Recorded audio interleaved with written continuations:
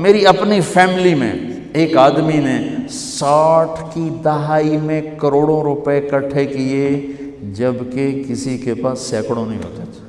پورے ویسٹ پاکستان کے ایک محکمے کے چیف تھے، پورے ویسٹ پاکستان کے ایک محکمے کے چیف تھے، کروڑوں اکٹھے کیے۔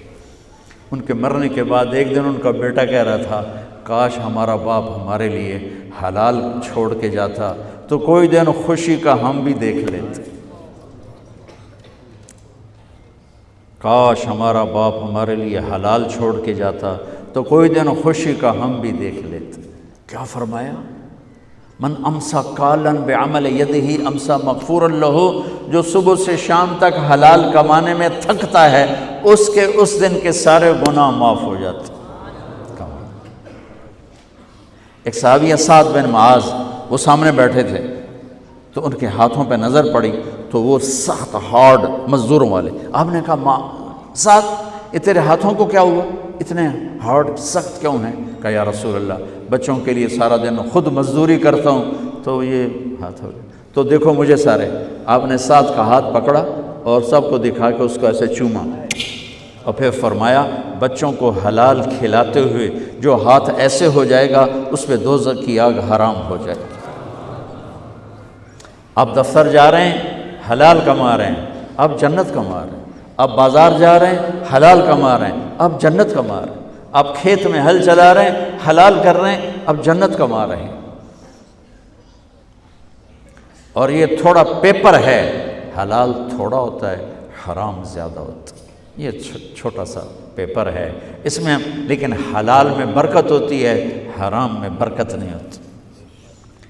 بڑی پرانی بات ہے، ایک اللہ کے بڑے نیک بندے تھے، ان کے پاس میں بیٹھا ہوا تھا تو 2 صاحب آئے، تو ان میں ایک کا حلیہ مجھے یاد ہے، ان کے ایک عجیب سے ایکشن کی وجہ سے، خاکی جوڑا تھا پہنا ہوا، خاکی ٹوپی، بڑے گوگلز یہ ہمارے سبزواری کی طرف، تو آ کے بیٹھ گئے۔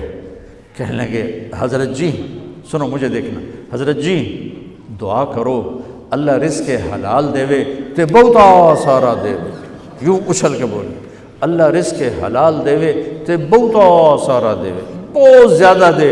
انہوں نے بڑے پولے منہ سے کہا حلال تا تھوڑا ہی لبو، حلال تا تھوڑا ہی لبو۔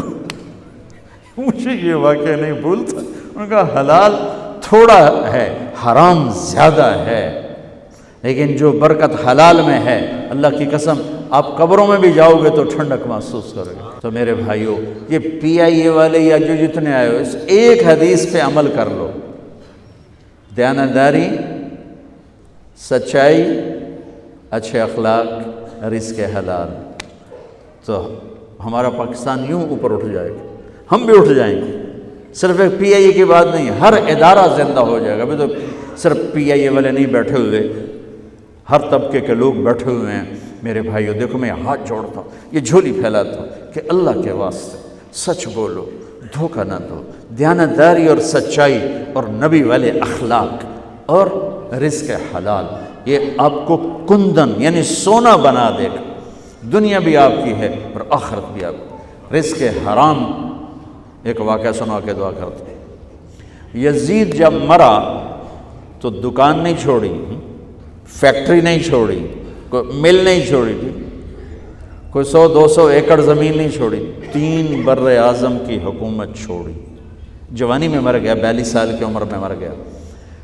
3 بر اعظم کی حکومت اس طرح چھوڑ کے مرا کہ سب دشمن اس نے دبا دیے تھے، اور اس کا بیٹا 22 سال کی عمر میں تخت پہ بیٹھا، معاویہ بن یزید رحمت اللہ علیہ رضی اللہ عنہ۔ 3 بر اعظم، جوڑیا بازار کی دکان نہیں ہے، کوئی ٹیکسٹائل مل نہیں، 3 بر اعظم کی حکومت پر بیٹھا، 22 سال کی عمر، ایک دشمن نہیں چھوڑا باپ نے۔ 40 دن کے بعد سارے خاندان کو اکٹھا کر لیا، بنو امیہ، اور خطبہ دیا کہ لوگوں سنو، کان ابی جبارن، میرا باپ فرعون تھا، میرا باپ ظالم تھا، جبار، میرا باپ جبار ظالم تھا، اس نے تخت کے لیے آل رسول کا خون بہایا، اور جس تخت کے نیچے آل رسول کا خون ہو میں اس پہ لعنت بھیجتا ہوں۔ یہ ہے تمہاری حکومت، جس کو مرضی دے دو۔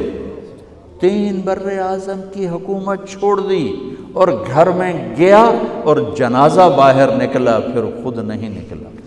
اس مراد اتنی خلوت میں چلا گیا، اتنی تنہائی میں چلا گیا کہ بس اپنے مصلے کو سنبھالا اور اللہ اللہ کرتے اپنے رب سے جا کے مل گیا۔ باپ کیسے ملا ہوگا اور وہ کیسے جا کے ملا؟ تو اگر اللہ اس کے رسول کو راضی کرنے کے لیے 3 بر اعظم چھوڑے جا سکتے ہیں تو جھوٹ کیوں نہیں چھوڑا جا سکتا؟ دھوکے کو کیوں نہیں چھوڑا سکتا؟ بچوں کو حلال کھلاؤ، اللہ کی قسم وہ کندن بنیں گے، وہ سونا بنیں گے، وہ گھنی چھاؤں بنیں گے۔ آپ قبروں میں مزے کریں گے، وہ دنیا میں مزے کریں گے۔ حرام اکٹھا کر کے ہم قبروں میں برباد ہوں گے، وہ دنیا میں برباد ہوں گے۔ تو بھائیو، اور کچھ نہیں تو یہ 4 باتوں کی نیت تو کر لو نا، کرتے ہو نا نیت اس کی؟